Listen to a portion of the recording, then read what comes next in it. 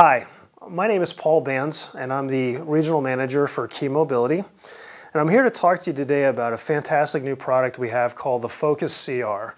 It's our new complex rotational tilt in space. We feel at Key Mobility that we've made some significant breakthroughs in tilt in space technology, and we want to share those with you today. Three things that I really would like for you to get out of this in-service is, number one, our product is while aesthetically pleasing, is an extremely durable product. Number two is that the product is extremely secure for both the caregiver and, more importantly, for the person that's in the chair. And then number three, that it's extremely easy to adjust when you're trying to make those critical adjustments for things like center of gravity and all those good things. But let's go ahead and dig into the product a little bit, or to the in-service. What I'd like to do is just to spend just a few moments talking about today's technology. You have basically two systems. You have a single arc system, which is exemplified in the Invacare Solera as well as the Quickie Iris, and then a high pivot system, which is exemplified in the Ottobock products or the PDG Fuse. The first system with Invacare and Sunrise uses what's called a single arc system. So you have a center point or single point of rotation, and you have a control path on the bottom in the form of sometimes a cradle, or what they call a rocker arm. All right, but in essence, you've got a controlled arcuitous path that you follow. The next system is what we call a high pivot system, which the other two chairs tend to use. Similar concept, but you have a higher pivot point, and the seating frame actually swings underneath. But again, it's using a control path very similar to the other system. What you're doing is really achieving what we're calling a simple rotational system. So let's talk about the benefits of that, because there's a reason why they were designed that way. The first part is that, and the main part of consideration is that it just makes the chair more stable, but it also provides a much shorter wheelbase. So why is that important? Well, number one, it's important because you have a product that can actually navigate through the environment. So in a lot of cases with those longer bases, it was really difficult for people, especially in smaller homes, to be able to get around furniture and things. So now you have greater access to your environment. All right, the other side is that the shorter wheelbase makes it just that much more maneuverable. So for, let's say, an elderly caregiver, it's a lot easier to take the product and to push it along in that environment. The second part is that it's a lot easier for the caregiver to reposition the patient. In the old systems, and let me show you on this chair, in the old systems, when you started to tilt somebody back, especially if they were heavier, you had to have a lot of upper body strength, especially not just bringing them down, but more so trying to bring them back up in a position. When you have somebody working on a control path, it not only can fit on a shorter base, but it's also a lot easier, because when the center of mass and the center of rotation are perfectly aligned, the same amount of force is required to push the person throughout the entire rotational period, so to speak. The last thing, and probably what I consider the most important, is the fact that it's less disturbing or less disorienting to the person that's in the chair. So imagine if you're sitting in one of the chairs that you're sitting in now, and I were to sneak up behind you and I were to yank the chair back. In a lot of cases, that throws off your sense of balance, and it makes you extremely uncomfortable because you feel like you're going to fall. In the center rotation system, when those are perfectly aligned, your center of mass and your center with the center of rotation actually makes you feel extremely comfortable through that entire arc, because you don't feel that sense of losing your balance. So a lot of significant breakthroughs were done on the single rotation system. Now, the challenge you run into with the single rotation system is the fact that the center of mass and the center of gravity have to be perfectly aligned in order to achieve those benefits.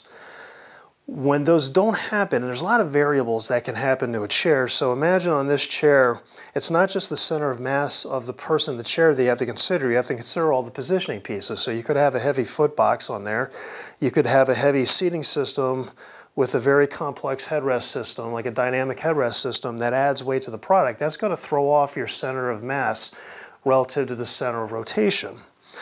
When those things are off kilter, a couple things happen. Your system, if it's front tippy, will end up slamming forward. So that's disorienting to the person in the chair, but it's also disorienting to the caregiver, because now they have to brace themselves every time they actuate the tilt.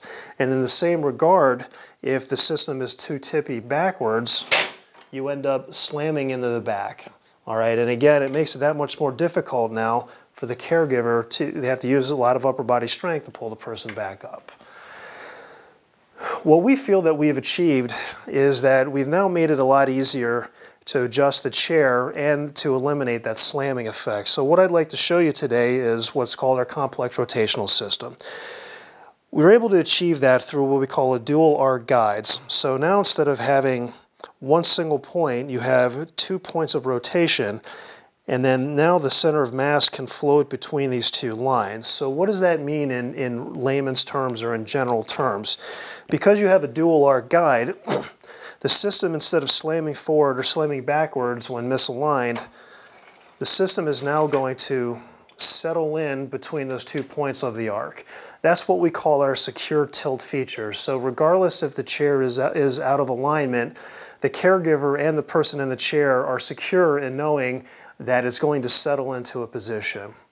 Now the other great thing about it is that, and this is what we call our smart tilt feature, is that the product is actually designed to where if it's off center, it's easily to identify where it's off center and how to adjust it so that you get it right the first time. All right? And a lot of that is achieved through making these center of gravity adjustments, and I'm going to show you that here in just a moment.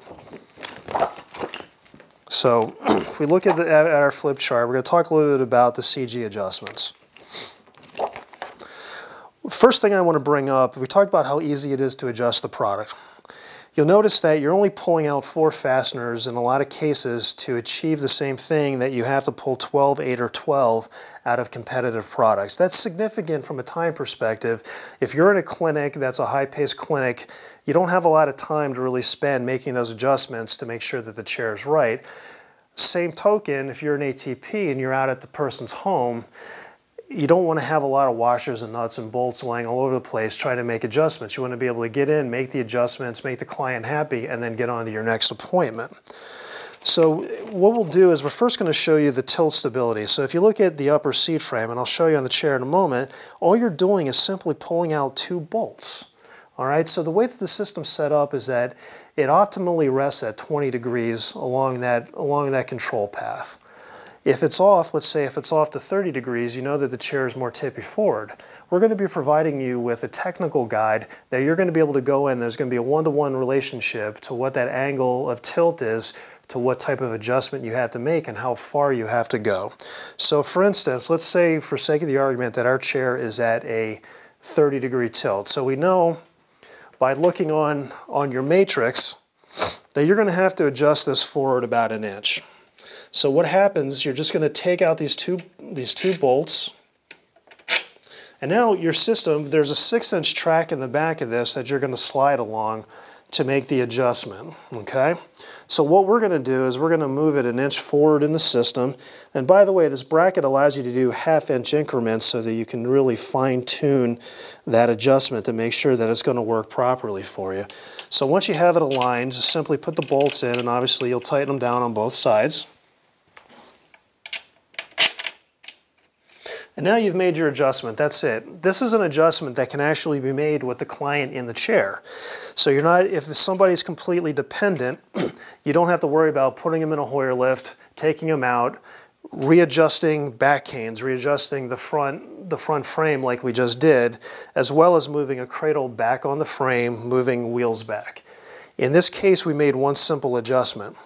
Now in some cases, and this is okay, but in some cases when you move the entire seat frame forward, the chair becomes a little bit tippy. So anytime that you have the receiver for the hanger out in front of the caster, you have that potential of being a little bit more tippy forwards, especially when you're going down an incline like a ramp.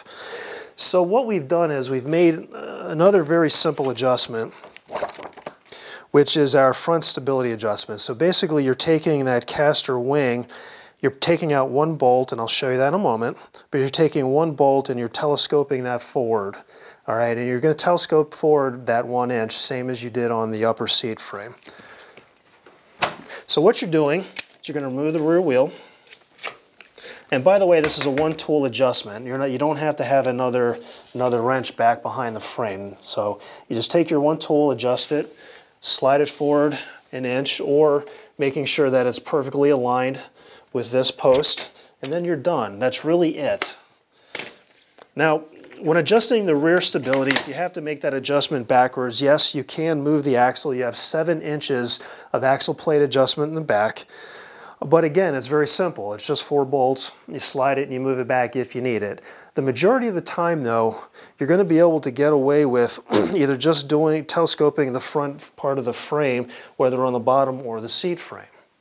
So I hope you feel that by seeing that we've made that adjustment a lot easier, and it's a lot easier to actually be able to do it in the field. I'd like to spend a couple moments now just on some key product features of the product. I think you'll find these really advantageous for the caregivers, the clients, as well as for the folks that are working with them. The first part is what we call our inset rockers. A lot of wheelchairs are designed where the rockers, while you see ours are inset, they're actually aligned with the side frame as well as the seat rail. So what does that do? So from an aesthetic standpoint, you'll notice that the rocker looks almost buried into the frame from the side feature.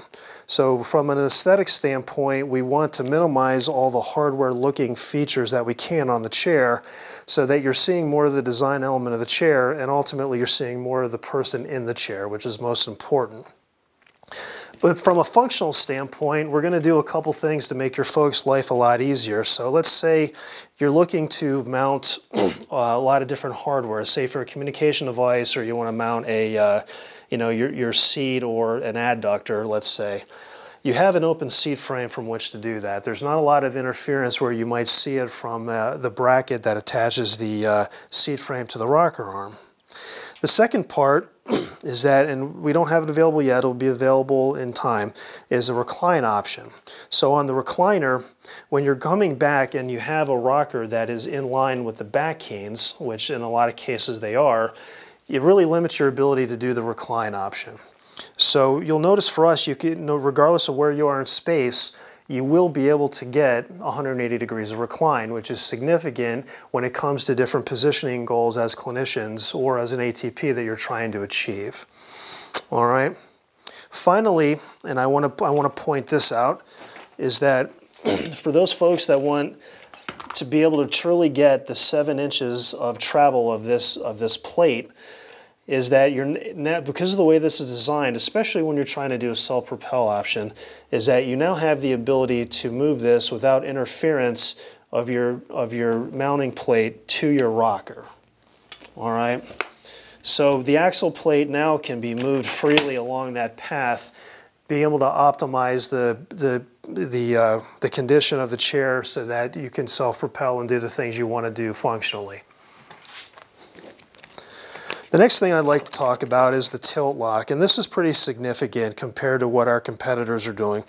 We actually have the teeth mechanism is actually buried up underneath the rocker arm, and it's very predictable. So instead of having a pin trying to get in and out of multiple placements, you have this part right here, okay? So you have our, if you want to call it, pin that actually disengages and engages. All right, and it's going to be predictable and it's going to fully engage every time.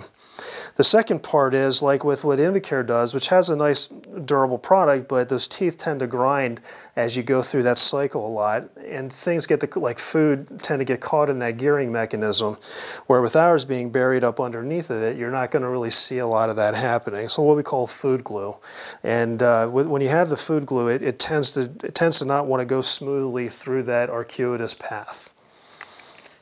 When it comes to the tilt lock, we're going to give you 2 options. The first option is a foot actuator. All right.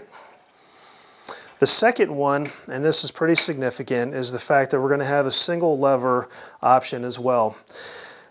We're only going to use 1 cable, and we're going to line the cable with the back tubes and along the frame so that the cables stay out of the way, so that they're not getting caught on things and causing interference when you're trying to mount additional items on the chair.